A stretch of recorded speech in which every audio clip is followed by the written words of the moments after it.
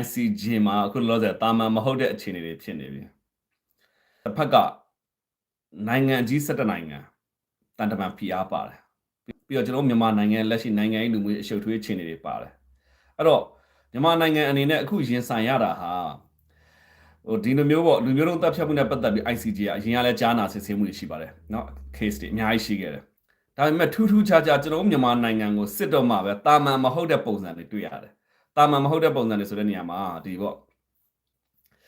တက်သေးတွေအခုဆိုလို့ရှိရင်ကျွန်တော်တို့ဒါအခုကျွန်တော်တို့စကားပြောနေတဲ့အချိန်တွေမှာပဲသူတို့တက်သေးတွေကိုတကားပိတ်ပြီးစစ်ဆေးနေပြီဖြစ်တယ်တကားပိတ်စစ်ဆေးနေတဲ့အခါမှာတက်သေးတွေကတော့ပြောမအောင်ပြတက်သေးတွေဆိုတာကဒီလူမျိုးလုံးတပ်ဖြတ်မှုနဲ့ပတ်သက်တဲ့တက်သေးတွေကိုကြားနာစစ်ဆေးနေတယ်ဘာကြောင့်မို့တကားပိတ်ပြီးတော့ကြားနာစစ်ဆေးရလဲဆိုလို့ရှိရင်ဒီပေါ့ဟိုတက်သေးကံကြားနာခံရသူတွေရဲ့မိသားစုတွေကမြန်မာပြည်တို့နောက်တစ်ခုကဒီဒုက္ခတဲ့စကန်တွေမှာရှိနေသေးတဲ့အတွက်ကြောင့်မို့လို့သူတို့တွေရဲ့လုံခြုံရေးသူတို့မိသားစုရဲ့လုံခြုံရေးရလုံးဝဒီကိစ္စကိုတော့သူတို့လုံးဝပေါ့နော်ဝင်လင်းမြင်သာစွာသိရမှာမဟုတ်ဘူးဒါပေမဲ့လည်း ICJ တရားသူကြီးတွေကတော့ကြားနာစစ်ဆေးနေဦးမှာဖြစ်တယ်နော်ပုံမှန်မဟုတ်ဘူးဒါမျိုးပေါ့ ICJ ကနေလူမျိုးလုံးတပ်ဖြတ်မှုစစ်ဆေးတဲ့နေရာမှာဒါမျိုးတက်တေခံတွေပေါ့တက်တေခံတွေကိုဓာတ်ရိုက်ပေါ့ဒါမျိုးကြားနာစစ်ဆေးရဲဆိုတော့ဒါပထမအဆုံးလို့ပြောလို့ရပါတယ်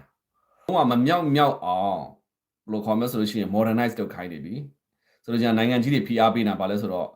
အခုမြန်မာကတော့ဓာတ်ရိုက် genocide တော့ဘလို့မှမြောက်မှာမဟုတ်ဆိုတော့သူတို့ကောင်းကောင်းသိတယ်မြန်မာရင်ကော့ပြီးထွက်လာနိုင်ဖို့ဟာလက်မတင်နေပဲလို့တော့တာပါအကယ်၍ဒါဒီတိုင်းဆက်သွားမယ်ဆိုလို့ရှိရင်ပေါ့နော်ဒါပေမဲ့တော့ကုလသမဂ္ဂရဲ့အချက်လက်တွေအထောက်ထားတွေကိုဒီပေါ့တို့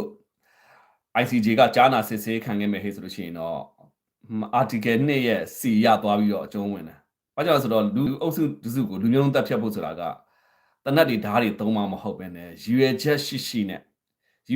ပထမဆုံးတစ်ချက်နဲ့အိမ်မီရှို့တယ်ပြီးနေထိုင်လို့မရအောင်မောင်းထုတ်တယ်မောင်းထုတ်ထားပြီးသူတို့တွေရဲ့သွားရက်ကိုလည်းသိထားပြီးသားဖြစ်တယ်ဘဲကိုတေလန်းကိုတွန်းပို့တဲ့ပုံစံမျိုးပေါ့ပြီးတော့လို့ရှိရင်ဒုက္ခသည်စခန်းနဲ့ရောက်မယ်ဒုက္ခသည်စခန်းနဲ့ရောက်ပြီးဒီလူမျိုးစုဟာလုံးဝမျိုးတုံးပြောက်ကွယ်သွားမယ်လမ်းကြောင်းတစ်ခုကိုဖော်ညွှန်းတဲ့ဘယ်လိုခေါ်မလဲရွယ်ချက်ရှိလောက်ပါတယ်ဆိုတဲ့ရွယ်ချက်မျိုးကိုမရောက်အောင်ပုံမှန်နှစ်ကားငယ်ကနေပြီးပြဋ္ဌာန်းထားတာရှိတယ်အဲ့ဒါလုံးဝင်အောင်လို့ကိုဘယ်လိုခေါ်မလဲဆိုတော့တွန်းပို့နေတာတကြောင်ဒါကတကြောင်ပဲရှိသေးတယ်နောက်တစ်တကြောင်ကြံသေးရအခုထပ်တွန်းပို့နေတာနောက်ထပ်တကြောင်ကြံတာပါလဲဆိုလို့ရှိရင်ဘယ်လိုခေါ်မလဲဆိုလို့ရှိရင်ပေါ့ဒီလိမ်မိုင်းဆိုင်ရာချိုးဖောက်မှုပေါ့အခြေခံတဲ့လူမျိုးတုံးတပ်ဖြတ်မှုဆိုတဲ့လမ်းကြောင်းကိုလည်းသူတို့ကတွန်းပို့ထားတာရှိတယ်အဲ့နှစ်ခုကိုမြန်မာတော်တော်လေးအခုလို့ဆိုရင်ဆိုင်ရမယ့်တိုင်းတာတွေရှိတယ်ပေါ့ဗျာနော်